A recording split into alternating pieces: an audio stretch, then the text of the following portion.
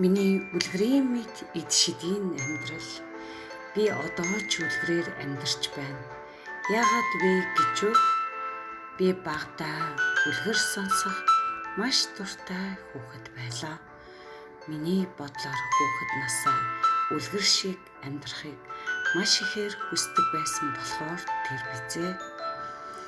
Би ээжигээ цохос танилцуулахад ээж маань тэргөөний уран сайханч, дуучин, бүжигчин, худалдаачин маш олон төрлийн авьяас бэлэг өндөртэй байгаль ээж бурхан хүн байсан.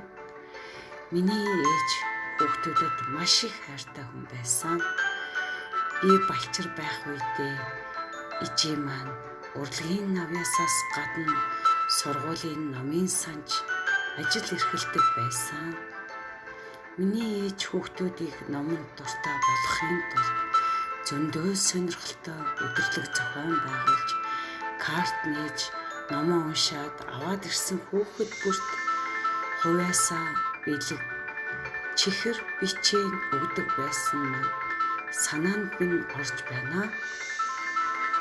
Хүүхэд бүрт байнга бэлэг урамшуулал их өгдөг хүн байсансан.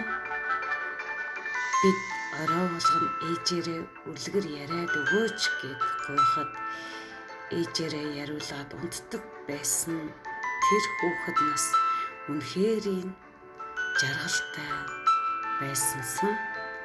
Ээжийн минь ярьж өгдөг байсан үлгэрийг сонсох тусмаа би үлгэрийн амьдралд уусан шингэж сонсдог байлаа. Ээжийн минь ярьж өгдөг байсан үлгэрүүд маш олон байсан. Санаанд орсноо цохос дуртахад том манжингийн үлгэр, 7 удаа үлгэр, өнгөрөөш үлгэр, 3 тоорой үлгэр, хөхөө шувууны домог үлгэр, алтан загсны үлгэр, 1001 шөнийн үлгэр, урт үлгэрүүдийг орой болгон таслаж ярьж өгдөг байлаа. Бидний яг оронд орсны дараанаас эхэлдэг байсан. Яг үлгэр ярих тэр мөчид чив чимээгүй болоод бид ээжийнхээ үлгэрийг сонсох гэж тэршүүдээ. Ээж маань үлгэр ярьж байхад үлгэр битгий дуусаасаа гэдэл би зүрхэн дээрээ гараа залбираад сонсдог байсансан. Гэрт маань зөвхөн ээжийн маань ярьж байгаа үлгэрэл сонсогдох тэр мөч хамгийн нандин сайхан байсан. Ээж минь хүүхдүүд биднийгээ үлгэрээр цэнгүүлэн хөгжүүлж, торниулж өсгөжээ. Орой болгон ээжийнхээ үлгэрийг сонсоод нэг мэдгэтэл унтаад өвчгсөн байдгсан. Охин надтай ийм сайхан дурсамжаар хүүхэд нас руугаа хөтлөөд ирсэндээж талархаж байна.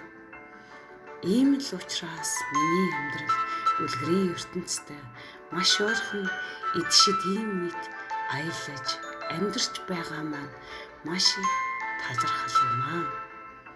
Үнэхээр гайхамшигтай миний ээж үлгэрийн цэнхэр огторгүй ертөнц сарн навхай үзэсгэлэн төвлөрт оршоосон ачтай буянтай сүүмэд цайлган цагаан сайхан ижи бурхан дандаа сүгдэн мөргөн хүндэтгэн залбирч ёслон тунхаглаж үлдээлээ огт минь.